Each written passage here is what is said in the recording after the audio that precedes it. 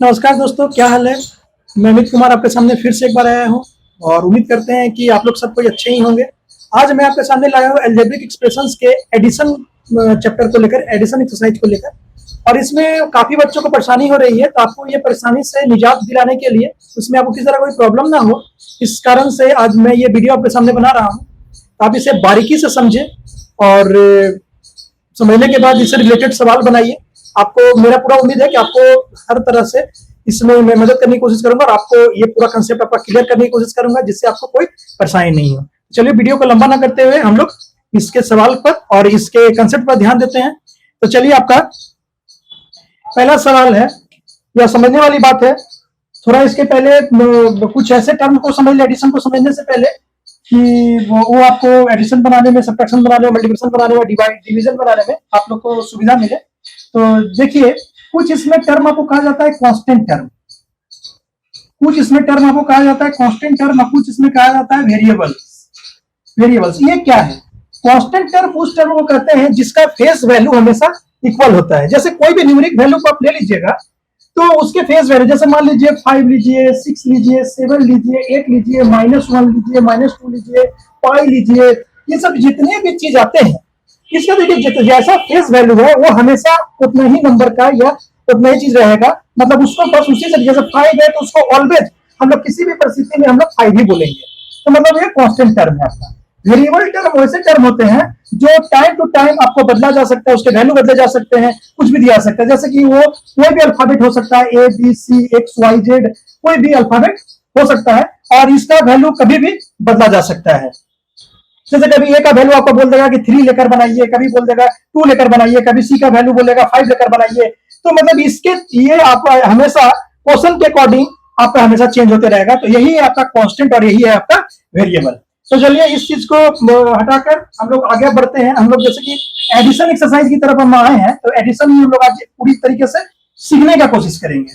तो चलिए देखिए, एडिशन को तो सबसे पहले आप जानते हैं कि प्लस से प्लस, अगर प्लस करना हो, दो चीज के बीच में अगर प्लस करना हो तो उसी को हम लोग एडिशन कहते हैं। चलिए, तो यहाँ समझने की कोशिश करेंगे। मान लीजिए आपको कभी 6 एंड प्लस 5 अगर दे दे, तो आप बहुत ही ज्यादा खुश होकर इसका वैल्यू लिख दीजिएगा 11। तो किसी को कोई परेशानी नहीं होगी और जो भी देखेगा बोलेगा बिल्कुल सही है, ये आपका बिल्कुल सही आंसर आ गया है। लेकिन अगर आपको बोल दे कि चलिए आप वैल्यू बताइए, एग्जैक्ट वैल्यू बताइए, a प्लस बी का क्या होगा, तो आप नहीं बता पाइएगा। क्यों नहीं बता पाइएगा? क्योंकि ये दोनों वेरिएबल टर्म्स है और आपको पता नहीं है कि ए का वैल्यू कितना है और बी का वैल्यू कितना है। इसलिए आप कहिए कि ए प्लस बी का value always A plus B होगा। जब तक इसके कोई एग्जैक्ट वैल्यू नहीं दिए जाए, तब तक ये अल्फाबेटिक तौर से ए प्लस बी ही इसको लिखा जा सकता है। ये भी आपका क्लियर हो गया। यहाँ पर इसमें मेन चुनना होता है ग्रुप्स। इसमें अगर आप ग्रुप्स पहचान लीजिए, कम्युनिटी अगर पहचान लीजिए, तो आपको अलजेब्रिक एक्सप्रेशन बनाने में कोई परेशानी नहीं होगी। चलिए, आप आ जाइए। मान लीजिए कि एक जगह पर लिखा हुआ है ए स्क्वायर बी और दूसरी जगह पर लिखा हुआ है बी सी स्क्वायर, और बोला जाएगा कि इसको ऐड कीजिए, तो आप कंफ्यूज हो जाइएगा, बोलिएगा कि इसको हम कैसे ऐड करें। देखिए, ये चूंकि ऐड हो ही नहीं सकता है, ये ऐड इसलिए नहीं हो सकता है क्योंकि इसके न्यूमेरिक वैल्यू हमको पता नहीं है। लेकिन फिर भी अगर जबरदस्ती बोला जाए कि नहीं, अलजेब्रिक तरीके से आप इसको ऐड कीजिए, तो आप जैसा है वैसा लिख सकते हैं, या ज्यादा से ज्यादा आप इसको क्या कर सकते हैं, देखिएगा जो टर्म इसमें आपका कॉमन है, उस कॉमन टर्म को आप बाहर निकाल लीजिएगा, बाकी जो बचेगा उसको अंदर जो है कि प्लस में इसको लिख दीजिएगा। तो मतलब यही हो जाएगा इसका आंसर। इससे ज्यादा तो आप कुछ कर नहीं सकते हैं। इसमें ग्रुप चुनने का मतलब हम ये बोलना चाहते हैं कि देखिए, अगर कहीं पर लिखा हुआ है, मान लीजिए लिखा हुआ है 2a स्क्वायर बी, मान लीजिए कहीं पर लिखा हुआ है, और लिखा हुआ है दूसरे जगह पर 3ab स्क्वायर, अगर बोला जाए कि इसको ऐड कीजिए, तो क्या आप ऐड कर सकते हैं? तो आप बोलिएगा बिल्कुल नहीं कर सकते हैं इसको ऐड। ज्यादा से ज्यादा अगर आप बोलिएगा, इसमें से जस्ट कॉमन निकालकर हम इसको बना सकते हैं, लेकिन पूरी तरह से ये ऐड नहीं हो सकता। क्यों नहीं ऐड हो सकता है? क्योंकि देखिए, इसमें ए है 2 और इसमें बी है 1। लेकिन अगर इसमें आप देखिएगा, इसमें देखिए ए 1 है और बी इसमें 2 है, मतलब ये कम्युनिटी चेंज हो गया। ये जब कम्युनिटी चेंज जब हो गया, तो ये कभी भी आपस में ऐड नहीं हो सकता है। ऐड कब होता है? ऐड तब होता है जब मान लीजिए लिखा हुआ रहेगा 2a स्क्वायर बी और बगल में लिखा हुआ रहेगा 3a स्क्वायर बी। देखिए, ये दोनों कम्युनिटी एकदम सेम है।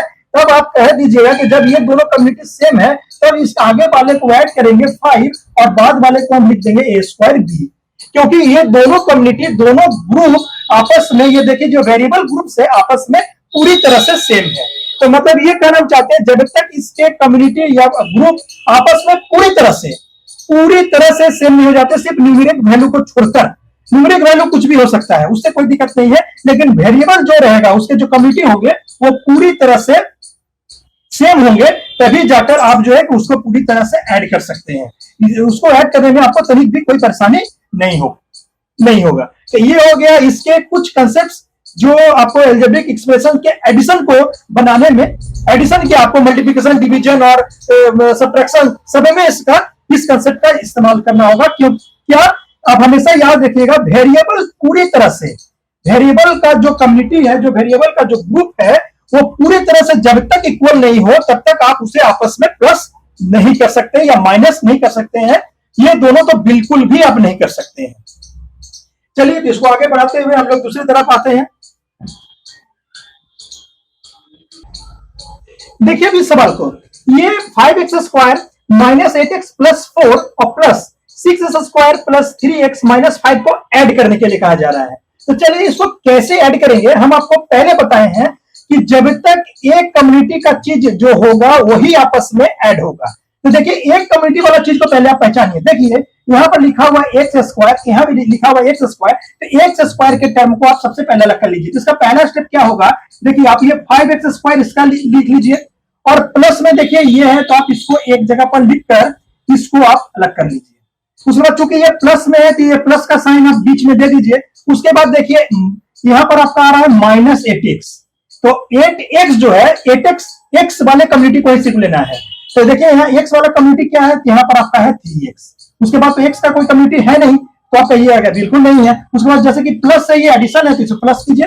उसके बाद देखिए 4 है, मतलब कांस्टेंट टर्म, तो कांस्टेंट टर्म को ऑलवेज कांस्टेंट टर्म के साथ ही करना है, तो मतलब 4 प्लस माइनस 5 ये हो गया। देखिए इसमें क्या हुआ, कम्युनिटी वाले को सेम किया गया, जिसमें देखिए x² था तो x² को एक साथ ले लिया गया, x जो अकेला टर्म था वो x वाले टर्म को अलग ले लिया गया और कांस्टेंट वाले टर्म को अलग ले लिया गया, और बीच में हम लोग एडिशन के साथ इसको इसलिए हम लोग ज्वाइन करके रखे हैं क्योंकि इसमें हमें ऐड करना है। तो चलिए देखिए ये दोनों जब सेम है, हम क्या बोल रहे हैं, जब पूरी तरह से जब वो सेम रहे तब इसे हमें ऐड करने में किसी तरह की कोई परेशानी नहीं है। तो क्या हो गया 5 और 6 मतलब 5 प्लस 6 ये कितना हो गया 11, और 11 के लिए आप क्या लिख सकते हैं 11x², क्योंकि बिल्कुल ये पूरी तरह से सेम है। चलिए ये प्लस का साइन हम लोग जिस तरह से चल रहा है उस तरह से चलाएंगे।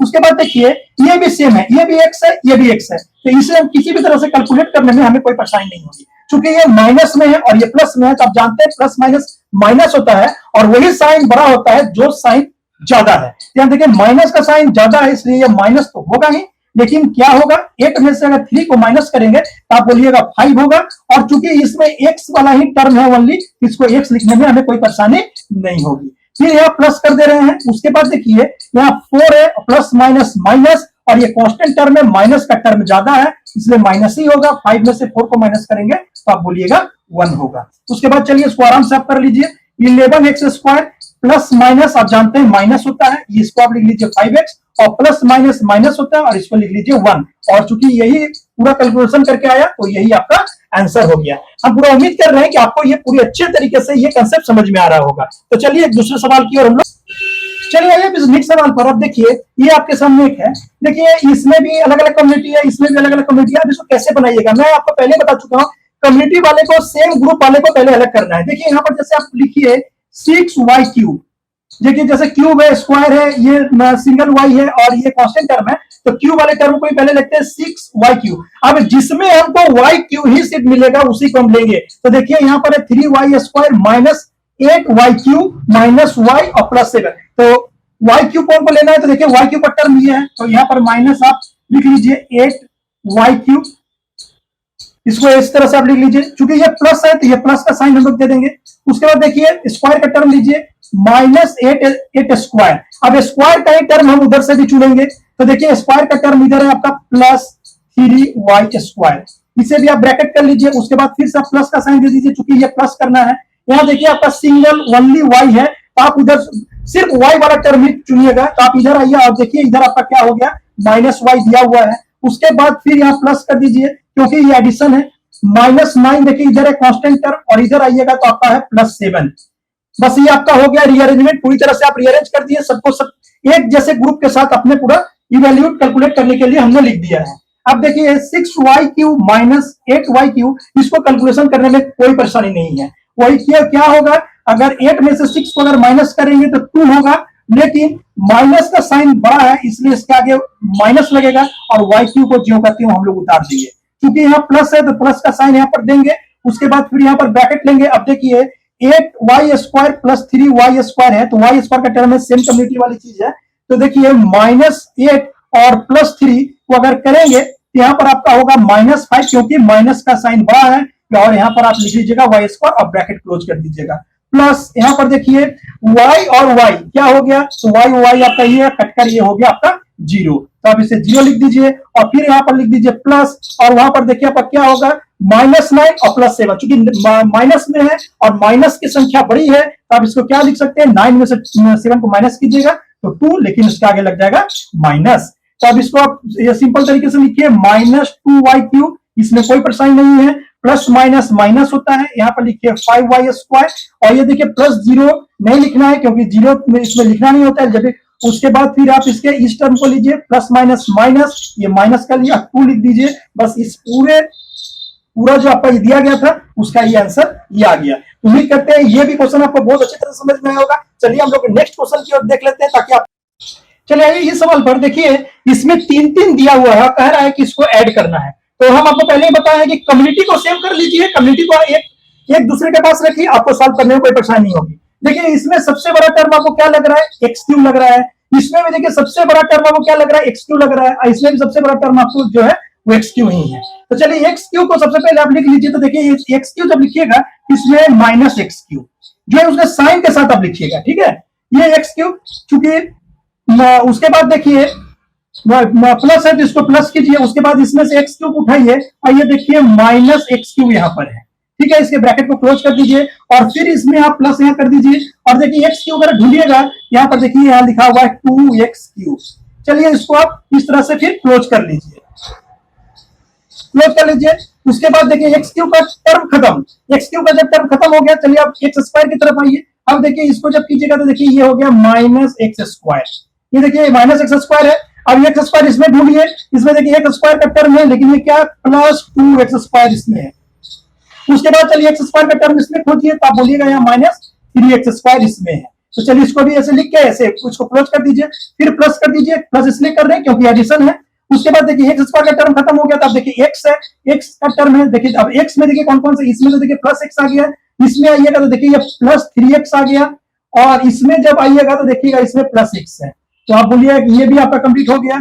और चूंकि फोर्थ में देखिए क्या है आपका फोर्थ में आपका सिर्फ कांस्टेंट टर्म है, तो देखिए इसमें है 1, इसमें आइएगा तो देखिए ये आपका -6, और इसमें तो आइएगा तो इसमें हो जाएगा आपका +5। तो चलिए आपका ये पूरी तरह से जितना दिया हुआ सबका अलग अलग ग्रुप आपका बन गया है। सिर्फ अब बात है किस चीज की, तो ये बात है सिर्फ सॉल्व करने की। तो चलिए सॉल्व कीजिए, इसको सॉल्व कीजिएगा तो देखिए ये -x³ है तो -x³ आप रहने दीजिए, प्लस माइनस माइनस ये भी -x³ हो गया, और प्लस है जो 2x³ यहाँ पर आप लिख दीजिए। चलिए ये हो गया, x³ वाला टर्म खत्म।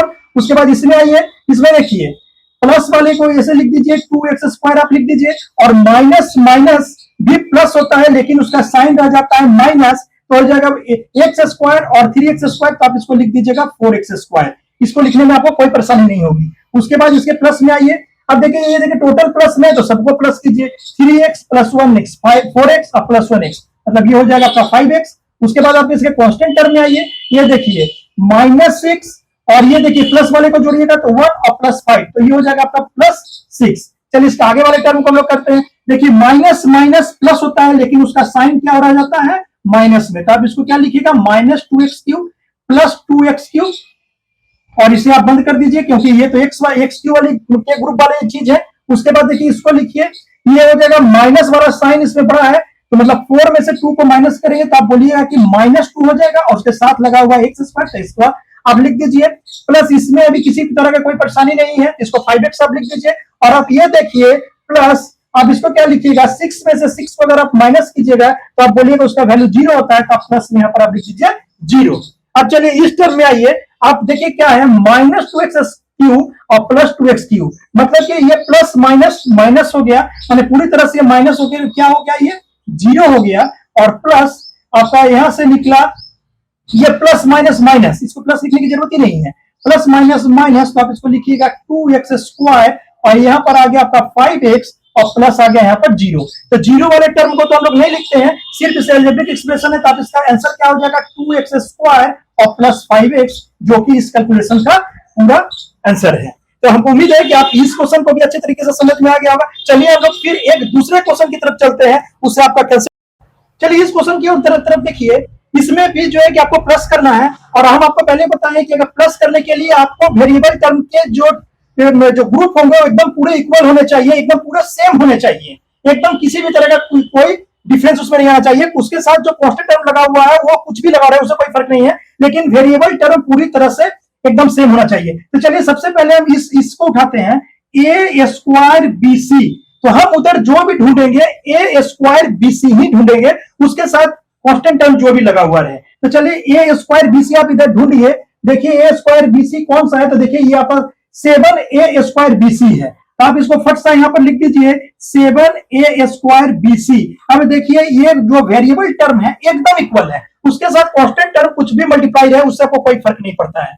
आप इसके बाद इसको प्लस कर लीजिए, उसके बाद आप इसको उठाइए ab² c, तो उधर भी जो टर्म एक बार रहे, दो बार रहे, जितना बार भी रहे, जितना भी इस ग्रुप में हम लोग रखेंगे सब ab² c को ही हम रखेंगे। तो चलिए ab² c हम लोग ढूंढते हैं, देखिए यहां पर लिखा हुआ है -2ab² c, मतलब ये जो है बस देखिए ये वेरिएबल टर्म एकदम सेम है, लेकिन इसके साथ कांस्टेंट जो भी उसके साथ रहे उससे कोई फर्क नहीं पड़ता है। ये क्लोज कर दिए प्लस। अब आ जाइए abc² पर, abc², तो आप उधर भी ढूंढिए कि उधर भी सेम हो abc², तो देखिए पहला ही चीज आपको दिख गया और ये प्लस में है, आप कहिएगा प्लस 5abc², तो आप इसे भी क्लोज कर लीजिए और फिर प्लस कीजिए कि कौन सा टर्म, तो abc, तो मतलब उधर भी हमारा abc होना चाहिए, तो प्लस abc में देखिए कौन सा है, तो आप कहिएगा कि प्लस नहीं है, ये माइनस टर्म के साथ आ रहा है, क्या है 4abc, तो आप इसको लिख दीजिए। देखिए सब में इक्वल इक्वल ग्रुप का बना दिए हैं, देखिए a² bc इसमें भी है, तो देखिए इसमें भी a² bc है, मतलब कि वेरिएबल टर्म पूरी तरह से इक्वल होना चाहिए, तभी आपका अलजेब्रिक एक्सप्रेशन का प्लस माइनस जो भी आपका है आपको आसानी से बन जाएगा। तो देखिए ये 7 है, ये 1 है, तो आप इसको क्या लिखिएगा 8, और देखिए जो सेम है उसको तो सेम वाले को उतार दीजिएगा a² bc, ये आपका किसी तरह का प्रॉब्लम नहीं आया। इसमें देखिए ab² c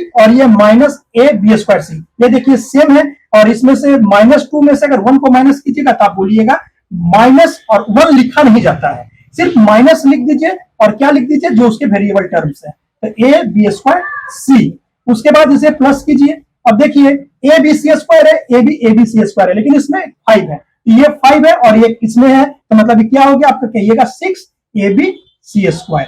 उसके बाद वाला टर्म क्या लिखिएगा, तो प्लस ये abc है, ये भी abc है, लेकिन इसमें 4 मल्टीप्लाई है, मतलब 4abc, और 4 में से जब उसको 1 को माइनस कीजिएगा तो आप कहिएगा -3abc, ये -3abc इसका आ गया। चलिए इसके नेक्स्ट वाले को चलते हैं, जो है इसको तो सेम ही लिख देंगे 8a² bc, और ये प्लस माइनस माइनस, मतलब ab² c, और ये प्लस है तो इसको प्लस लिखिए 6abc², और ये प्लस माइनस माइनस, तो मतलब 3abc, तो आप कहिएगा कि ये जो भी दिया हुआ था उसका पूरा जो कैलकुलेशन करने के बाद जो आंसर आया ये आंसर आएगा। उम्मीद करते हैं कि आपको अब किसी भी तरह से एडिशन अगर दे दिया अलजेब्रा का तो आपको किसी तरह की कोई परेशानी नहीं होगी, और अगर उम्मीद करते हैं कि आपको पूरी तरह से ये एडिशन ऑफ अलजेब्रिक एक्सप्रेशन अच्छी तरह से समझ में आ गया है, और अगर समझ में आ गया है तो आप इससे जुड़े हुए सवाल बनाइए अपने कंसेप्ट को और भी क्लियर करने के लिए, अपने कंफ्यूजन को दूर करने के लिए।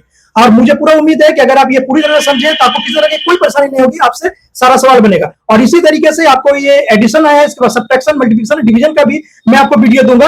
और एक बात और, अभी तक अगर आप मेरे चैनल पर नए हैं तो इस चैनल को सब्सक्राइब कर लीजिए, इसमें आपका रिलेटेड बहुत सारा वीडियो आएगा, और बहुत सारे वीडियो कॉम्पिटिटिव लेवल के ही, क्लास लेवल के सारे वीडियो यहाँ पर उपलब्ध है। और अगर आपको कॉम्पिटिटिव लेवल में कहीं जाकर आपको अगर शॉर्ट्स में बनाना है तो आप मेरे शॉर्ट्स वीडियो में जाइए, वहां पर आपको एक से एक ट्रिक मिलेगा, आप उस ट्रिक को भी अपना सकते हैं। और इसे लाइक कीजिए, अपने दोस्तों में शेयर कीजिए, और इससे जुड़े हुए प्रैक्टिस सेट को बनाइए। मुझे पूरा उम्मीद है कि आपसे पूरी तरह से बनेगा, और तब तक के लिए आप इसे बनाइए, मैं दूसरा वीडियो आपके लिए ले आता हूं। तब तक के लिए जय हिंद, जय भारत।